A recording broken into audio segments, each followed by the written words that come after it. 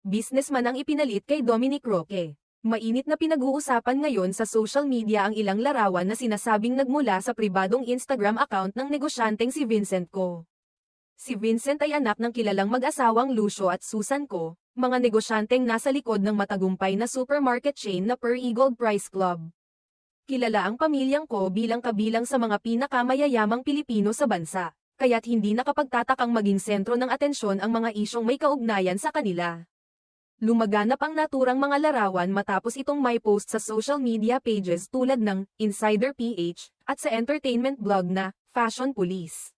Bagamat mula umano sa isang pribadong Instagram account, tila may ilang larawan na nakalusot at agad na kumalat online, lalo na sa mga forum at page na tumatalakay sa mga kilalang personalidad sa bansa.